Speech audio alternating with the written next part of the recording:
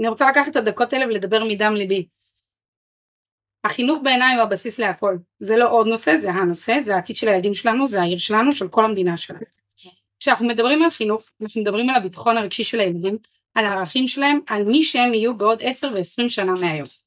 ואני אומרת את זה לא כחברת מועצה, אני אומרת את זה כאימא, ופשוט כבן אדם שאכפת לו. בשבועיים האחרונים, אני ממש לא נרדמת בלילה. אני מדברת עם הורים שילדיהם נפגעים רגשית על ידי מחנכת, לא במקרה חד פעמי, אלא שוב ושוב, פגיעה רגשית והשפלה מול ילדים אחרים. ניסיתי להביא את הדברים בדרכים הכי מכובדות שיש, בשקט, באחריות, מתוך תקווה שמישהו יקשיב. אבל לצערי לא קיבלתי מענה ראוי. אפשר ערן? תודה.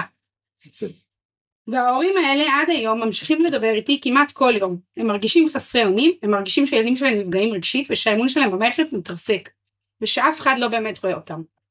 מצד שני, אני שומעת את האנשי חינוך עצמם, הגננות, הגנן שיש לנו בעיר, והסייעות. השבוע לי הייתה פגישה קשה מאוד עם קצת גננות, ששיתפו אותי בתחושות ההשפלה וחוסר האמון שנוצר, בעקבות החלטת העירייה להגביל את רכישת המזון בגנים לשופרסל, הרשת היקרה בעיר. במקביל, גם לצמצם, כי זה לא כזה, במקביל גם לצמצם את רכישת חומרי היצירה והכתיבה, ל4 חנויות בלבד, שבסוגריים נגיד שאף אחד מהם לא בנס ציון. התחושות האלה לדבריהן לא נולדו השבוע, הן תוצאה של התנהלות מתמשכת של אגף החינוך כלפיהם, ובמהלך האחרון היה מבחינתם הקש ששבר את גב הגמל. זו החלטה שפוגעת בהן, פוגעת בעסקים המקומיים, ובעיקר פוגעת בילדים שלהם. גננות שרוצות ליזום, לחדש, לעשות טוב, מרגישות שמענישים אותם על כך, שבמקום לתמוך בהן, הרשות פשוט מקשה, מגבילה ומורידה להם את המוטיבציה, וכשהגננות מאבדות מוטיבציה, הילדים הראשונים לשלם את המחיר. ומה שאני רואה לאחרונה הוא לא רק שורה של טעויות ניהוליות, אלא דפוס כואב ועצוב, שבו מי שלא טוב, המערכת שומרת עליו, ומי שמגדיל ראש, ומי שמנסה לחדש, לפתח ולעשות טוב, ננזף, נפגע ומרגיש שאין לו מקום. וככה, לאט לאט ובשקט, אנחנו מאבדים את האנשים הכי טובים שיש לנו בעיר.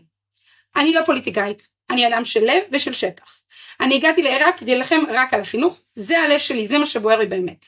הילדים של העיר הזאת והאנשים שמגדלים אותם יום יום במסירות.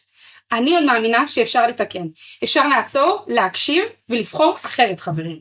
אני רוצה להאמין שהתמימות שלי, כפי שכולכם כל כך נהנים לציין, אמא שתנצח בסוף, שיהיה כאן מישהו אחד לפחות, שיראה מה שאני רואה, ויחליט להילחם יחד איתי. לא בשבילי ולא בשביל הפוליטיקה, פשוט בשביל הילדים של נס ציון. תודה רבה.